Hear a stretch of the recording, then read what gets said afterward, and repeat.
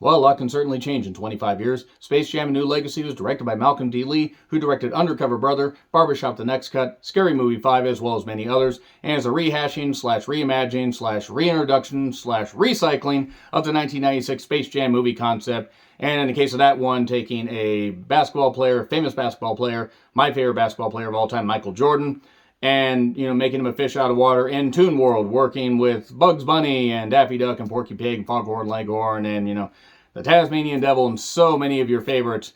And they had to basically come together as a basketball team and turn back this invading force that they couldn't possibly beat, but they did through the power of friendship and also being toons and crazy and everything. And pulling off a full-length Looney Tunes movie is hard to do because some of the jokes landed with a goddamn thud, but more of the jokes landed than didn't land. And also the movie was nice and compact, focused on the Looney Tunes, and sure had some in references and stuff like that, and had actors like Bill Murray and other basketball players, but it had energy to it. There was just something special about it, even though I admit the movie isn't perfect. I saw it when I was 15.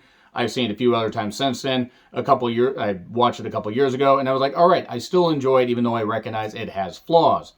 And it was also 88 minutes, so it didn't overstay its goddamn welcome. In the case of Space Jam: A New Legacy, they decided to Ready Player One this if Ready Player One was directed by a sea cucumber and then written by people that weren't even as intelligent as sea cucumbers. If you know anything about sea cucumbers, they don't really serve a purpose, which kind of, sums up a lot of this movie. This movie really serves no purpose except to cash in on the Space Jam IP and legacy and stuff like that. That's why it's a new legacy. It's a new legacy. Yes, it is. And instead of Michael Jordan, they have LeBron James, who is a transcendent, once-in-a-generation basketball player. They reference that here. And he really is one of the best of, the last number of years. I mean, he really is that tremendous. He has that natural ability. He's focused. He's dedicated. And while I still prefer Michael Jordan, LeBron James is really, really, really goddamn good. You can sound off in the comments if you want, but no hate here. So I was interested to see how this was going to look. Now, I will admit, when I saw the stills and the trailers, I wasn't all that enthused. And when I saw the special effects, I'm like, oh, they phoned this shit in. But I was like, well, it's available on HBO Max, so why not give it a shot? Because I certainly wasn't going to go to the theaters to watch this. And I'm really glad that I decided to watch it at home. Because this movie had a bunch of, they decided to just go into overdrive. And Warner Bros. Like, look at all the shit that we got. Look at all the characters that we got. And look at all this, and we're going to do this, and we're going to have Don Cheadle slumming it in a fucking role where it was like one of the worst villains in, recent movie memory. Not quite as bad as the Tom and Jerry movie, but still pretty fucking bad. And the Tom and Jerry movie was really bad, but this is more egregious in this sense. It took something beloved like Space Jam and pretty much just stepped on, shit on, and then stepped in dog shit, and then rubbed the dog shit, from its boot right on there. Sorry, I already have a wife. Oh, wait, I'm sorry. That's From Dusk Till Dawn. Salma Hayek, I would, and you would too. Back to this movie. So, what was so bad about it? Pretty much everything felt soulless and just cash grabby and just not good. And while there was a nice overarching story of LeBron needing to be a better dad to his son, after you hear about the origin story of how LeBron became the player that he is, it just felt like it was so fucking stretched out. Like, yes, LeBron was supposed to be the fish out of water, and he was supposed to be the guy that, I'm so excited to see these toon characters and stuff like that, but stuff just happened for the sake of pandering. And yes, the voices are different. Obviously, the voices are going to be different somewhat because it's been 80, to 85 fucking years since these characters got created.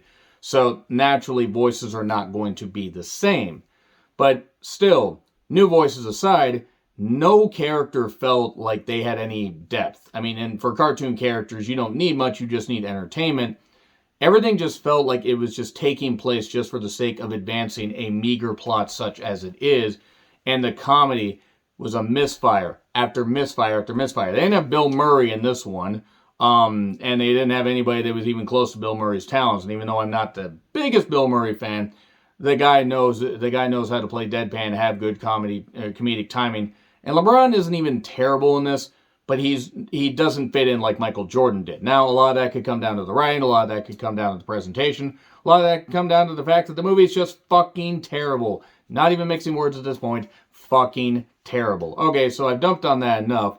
So what's the plot? Well, LeBron is trying to drive his son to play basketball. His son wants to play video games and actually has designed a video game. And even though he's trying to be a better dad, he still wants him to be the basketball player that he knows he can be.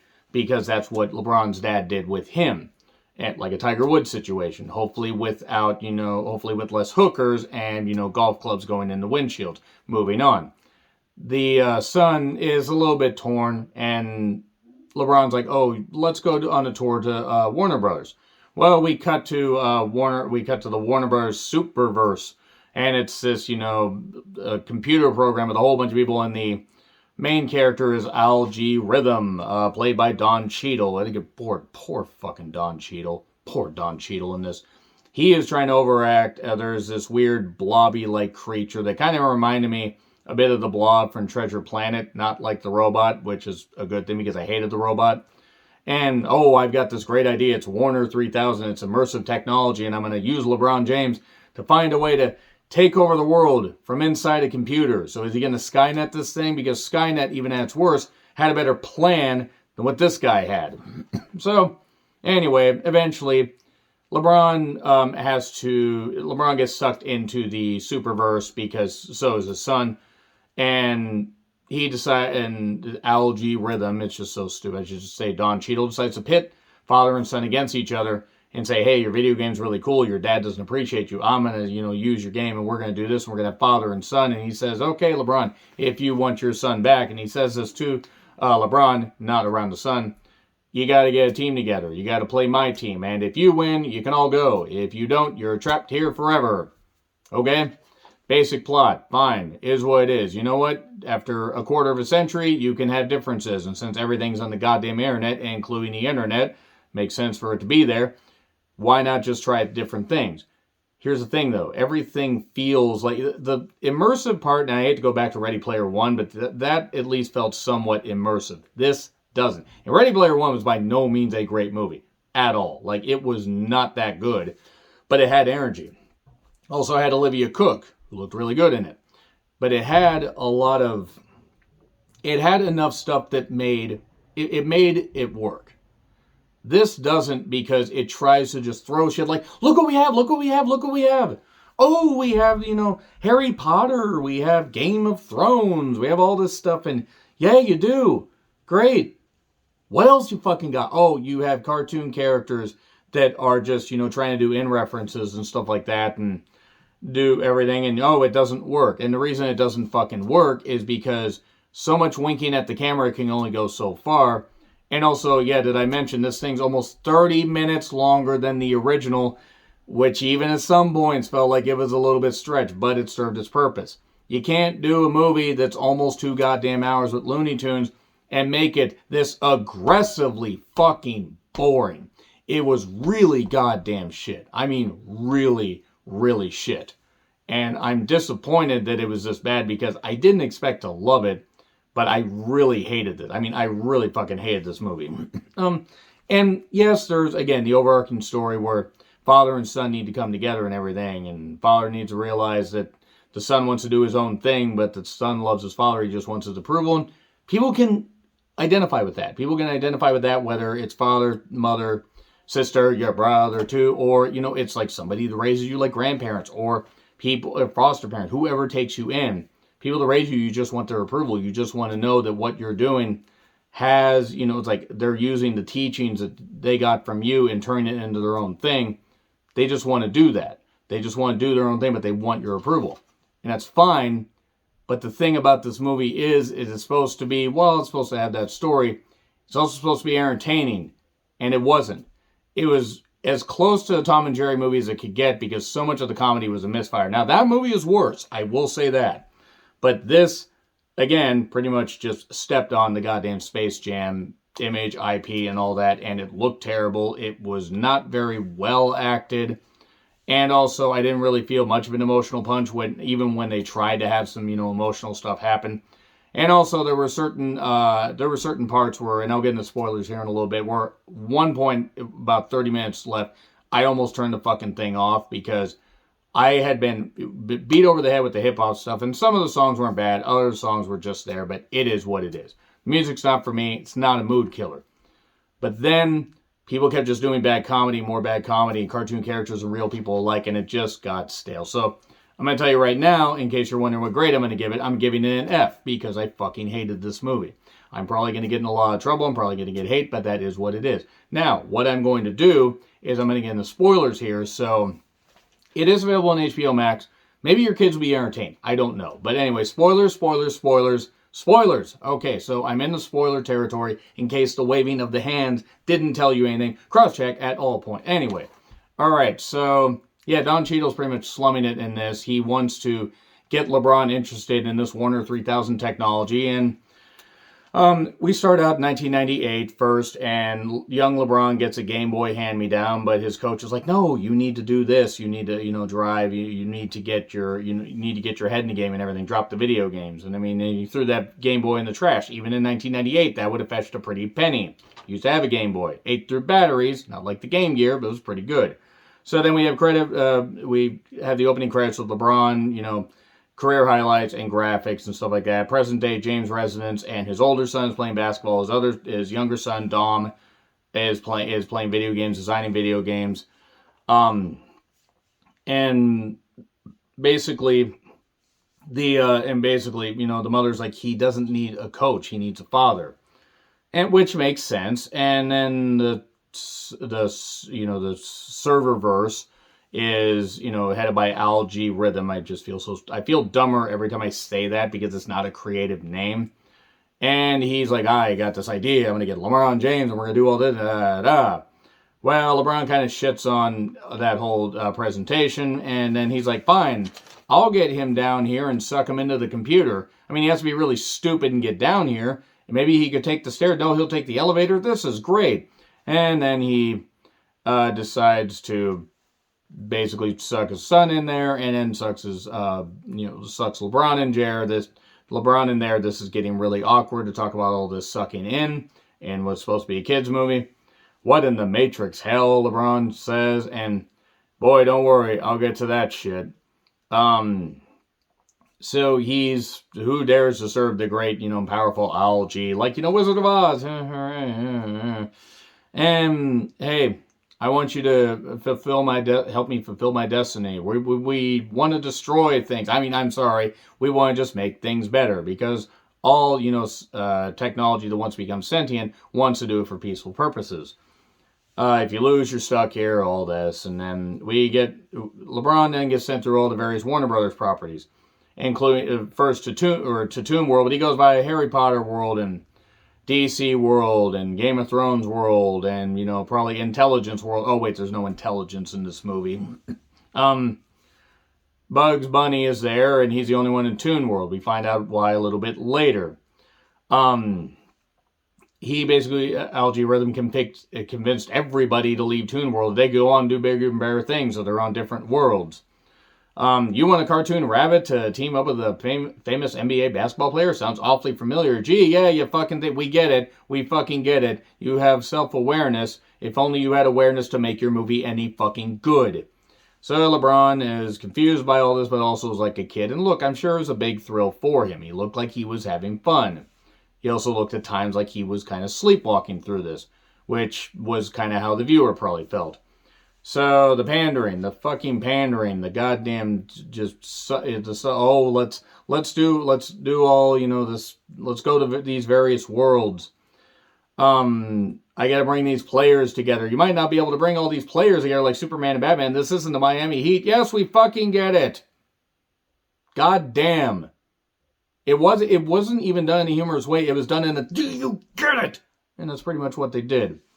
So anyway, we go to DC World. Daffy Duck is Superman, and Porky is, filming. And then Superman, basically, it's Batman and Robin. LeBron's Robin, and Bugs Bunny is Batman. I almost said Superman. Superman and Robin would have been a weird team. Basically, they dress up as various characters to go rescue these people. It's like a rescue mission. It's almost like if an RPG was directed by idiots, and it was the simplest way possible. I played some dumb RPGs, I would know.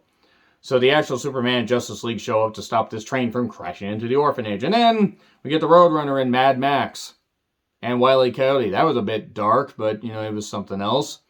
And then Elmer Fudd was in Austin Powers. Yes, as Mini-Me. Sylvester was a shaved cat, Mr. Bigglesworth. And then we get, oh God, Casablanca with Yosemite Sam. Dear fucking God, I am ready to just get a concussion from all these references being hit into my head. So we get a Rick and Morty reference after Taz gets dropped off. Oh boy, Rick and fucking Morty. Foghorn Leghorn, Jesus Christ, just Foghorn Leghorn was there also. And then we had, oh god damn, we had Granny and Speedy Gonzales in The Matrix. And good God, this made me never want to see any of these fucking characters again. Lola Bunny was in Wonder Woman's world. She was going through these trials, but then she ends up, she said, basketball is what you're good at, but no, I can't do this. I can't do that. I have to be me. And then she, and then she basically rescues them, and she decides to go with the team. Dom is talked to by Algae Rhythm, Algae in the house, and says, well, you're a wizard, but let me take your game and make it better, and then let's make your character better and all that. It's going to be father versus son, and let's try that again. Let's make all our stats better. And he makes his stats really great because he wants to show his dad what he can do. And yeah, then Jesus Christ, we go to the comedy in the real world. Gets even worse. This is taking forever. Get ready for this rendition. The music choices were suspect, especially since I like Get Ready for This. But, I'm playing for family is what LeBron reminds himself. He writes the names of, his family members on his shoes, on the soles of it, or on the sides of his shoes. That makes sense. That's a good thing to do. Playing for family. If only Benoit did. Oops, I'm going to get in trouble. And they basically, Dom decides, hey, I'm going to upgrade all you guys. So I'm going to make you all computerized or freshened up. Not just cartoons, not the cartoon characters we love. Nope, let's make you polished up and everything and all shiny and looking terrible because that's sweet marketing money. And then it's the Goon Squad of various NBA and WNBA players and stuff like that. And Anthony Davis's eyebrows were in 3D, even without any TV being in 3D. So the deal, by the way, now is that if LeBron's team loses, the tunes are delete, and also everybody's stuck there. And all his Twitter followers and Instagram followers, all his followers are there, and NBA, announcers are there as well, at least the ones that return the calls of Warner Brothers executives. Dom is happy because he, is doing some great stuff with his game. The special effects are shit. Fucking dog shit. And LeBron, and basically the first half doesn't go well at all because there's all these bonuses, power-ups, and everything. And they go up like 1,000 something to like 40. Or 1,000 something to like, I think it was 1,000 something like maybe 100, something like that. LeBron says, hey, because, I need to let you do you. I can't let you be me because you're not me. And he realizes that's something that his son said earlier. You don't let me do me. Oh, Bugs, you gotta do what you gotta do. And also, a minute before, they got Michael B. Jordan, the actor. Pretty good actor. So they decide to go Looney Tunes and everything. Hey, if we're gonna go out, we're going out loony. God, if only this movie went out with intelligence. This movie should have gone out the way of Old Yeller, as far as I'm concerned. Okay, so they attempted to be funny. They did a rap battle, and when they did that, I was like, I am gonna stop this. I'm gonna hurl HBO Max, an invisible app, out my goddamn window. Abysmal. Fucking abysmal. And then we get the ball multiplier with Wile E. Coyote, and that gets a bunch of points. And basically they end up roaring back, because of course they do. LeBron hits something called a monster jam, and you got the red monster, the red furry monster. I forget the name exactly now. Apologies. And he ends up having a heart-to-heart with his son and says, I hope I'm doing this right, but I'm proud of you, son. I love you, son. Da-da-da. And it was emotional. Good stuff.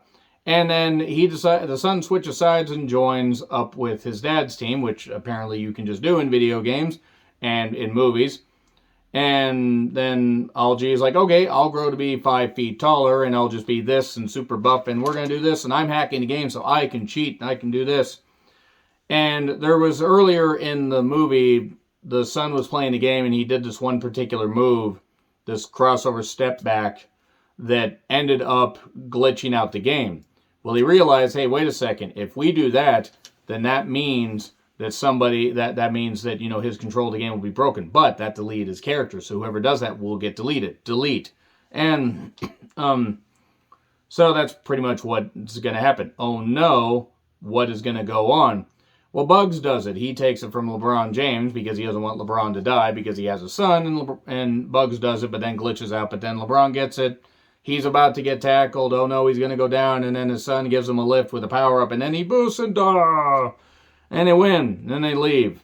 And it seems like Bugs is going to vanish because Toon World is all back together, and then suddenly everything just goes white, and then we're in heaven now. No, we're still in hell because this movie's going. And everybody is back in the real world, where Rob Thomas is wondering why it's still hassling him. And 1 week later, gonna go to basketball camp? Oh no, LeBron says you need to achieve your dreams. Go to E3. How the son didn't realize where he was because the son's really intelligent, I have no idea. And you need to be you. And then Bugs Bunny shows up. I'm a Toon, Doc. He can't get rid of me that easily. And yeah, brought the whole gang with him. And then we cut to, various Instagram posts and Twitter posts of the Toons in the real world. I guess we're going to get Space Jam, A New Legacy 2, Electric Boogaloo. Even though this will be Space Jam 3, Return of the Shit. We got plenty of it in this. In fact, hell, as I said before, in case you missed it, tearing these notes up. My God, can't believe I ranted that long about a movie that was supposed to be entertaining, but it was so bad. So bad. So bad. Anyway, agree, disagree with what I said. Like, share, subscribe, Twitter handle in the description. I'm John Ritlin. I'll see you soon.